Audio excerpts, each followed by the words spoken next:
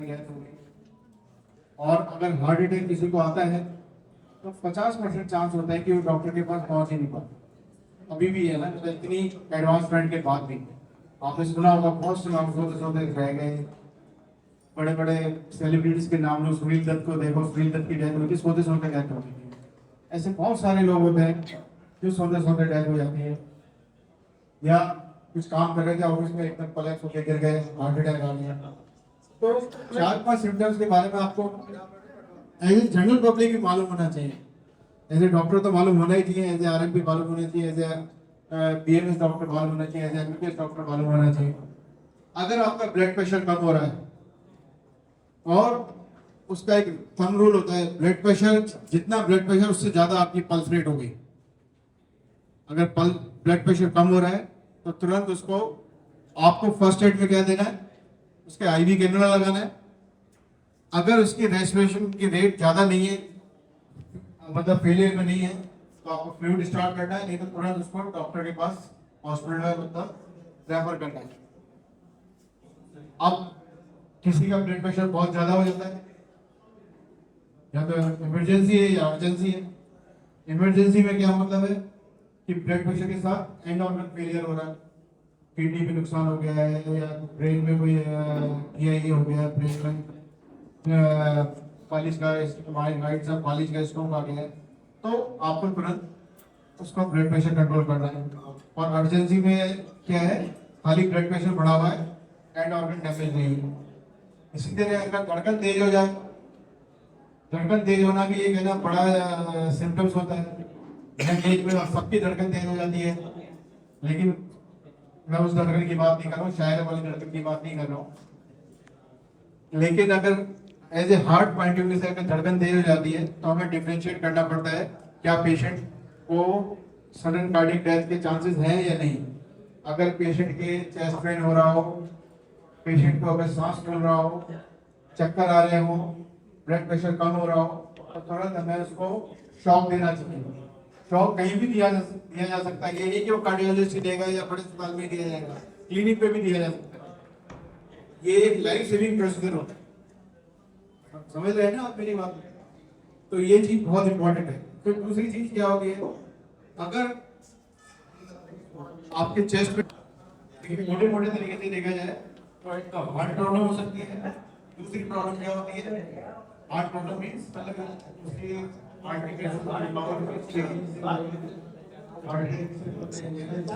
ये डॉक्टर का कैसे पता मुझे?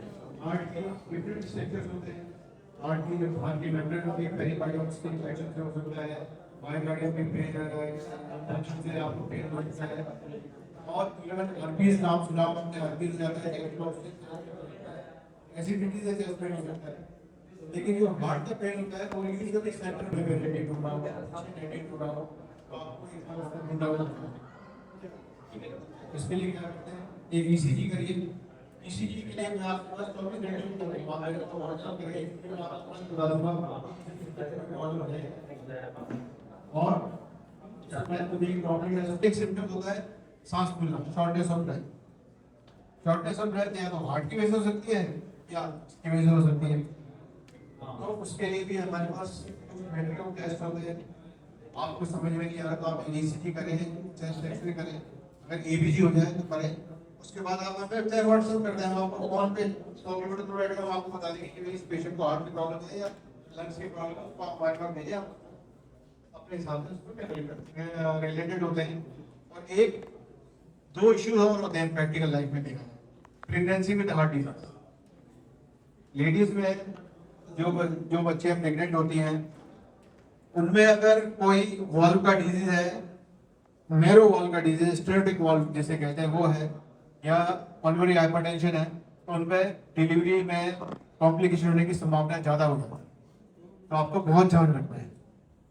फिर एक नई प्रॉब्लम आपको रोजमर्रा में पेश करते हैं, प्रॉब्लम आपके सामने आती है।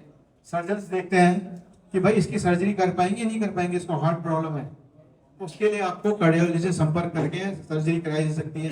भाई खून पतला करने की मेडिसिन कितने दिन पहले बंद करनी है सर्जरी से पहले, या क्या ये पेशेंट हाई रिस्क है क्या सर्जरी के लिए, तो कार्डियोलॉजिस्ट से कंसल्ट करके कराया जाता है। क्योंकि ये बड़ी प्रैक्टिकल प्रॉब्लम है, आपने देखा होगा साहब इसके तो हार्ट प्रॉब्लम है, मैं तो सर्जरी नहीं करूंगा।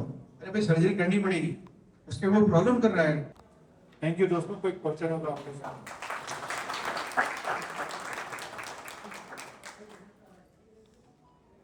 Thank you.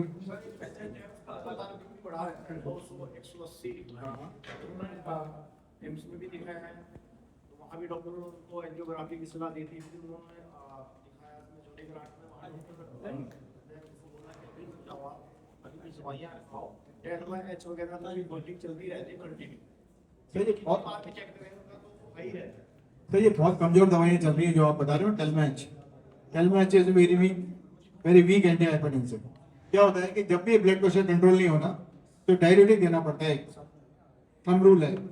एज कितनी है पेशेंट की करीब? कोई बात, यंग पेशेंट है, उसको है ना एक बार एंजियो करके देखना पड़ेगा, रीनल एंजियो करके देखना पड़ेगा, किडनी की एंजियोग्राफी जिसे कहते हैं।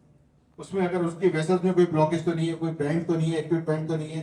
कई बार किडनी की 2 आर्टरीज होती है, ऊपर अपर पोल लोअर पोल की सेपरेट होती है, कोई एक्यूट बैंड होता है उसका देखना पड़ेगा, या उसमें रीनल आर्टरी में कोई रुकावट है वो देखना पड़ेगा। और चौथी चीज उसको डायलिटिक देना पड़ेगा।